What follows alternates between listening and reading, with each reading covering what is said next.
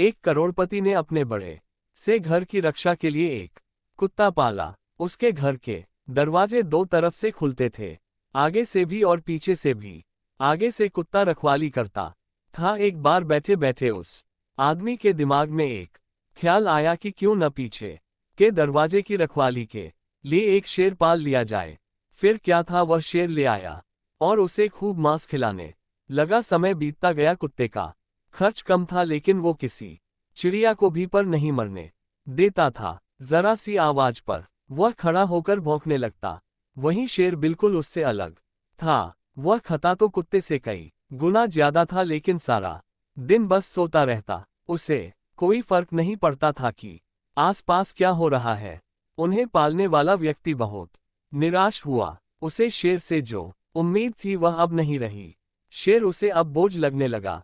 उसे तो ये तक शक होने लगा था कि ये शेर है भी या नहीं, इससे रखने का कोई फायदा नहीं है। इसी तरह कुछ दिन बीते और एक दिन उस करोड़पति के घर आगे के दरवाजे कुछ चोर घुस आए। इसी तरह कुछ दिन बीते और एक दिन उस करोड़पति के घर आगे के दरवाजे कुछ चोर घुस आए।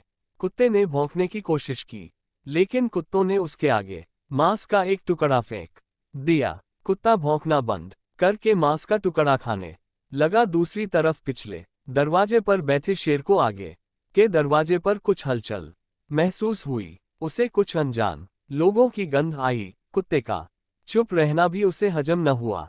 समय न गंवाते हुए शेर आगे वाले दरवाजे पर गया। जैसे ही वो वहां पहुंचा, चोरों ने उसके सामने भी मांस का टुकड़ा फेंक दिया, लेकिन शेर ने मांस के टुकड़े को अनदेखा करते हुए उन चोरों पर हमला कर दिया। एक चोर शेर के पंजे के नीचे आया और बाकी भाग गए।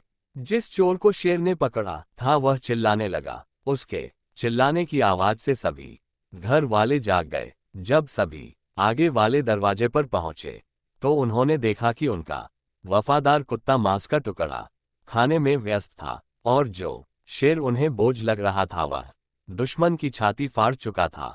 उस करोड़पति को इस बात का आभास हो चुका था कि जिसके सपने बड़े हों वो छोटी मोटी बहस में नहीं पड़ते, ना ही हर आने जाने वाले को अपने होने का एहसास करवाते हैं। सीओ लोग चुपचाप अपना काम करते हैं और मौका आने पर अपना हुनर दिखाते हैं। तो दोस्तों, इस कहानी की तरह हमें अपने जीवन में भी कई ऐसे लोग मिलते हैं जो करते कुछ नहीं लेकिन अपने बारे में बड़ा चढ़ाकर बताते हैं।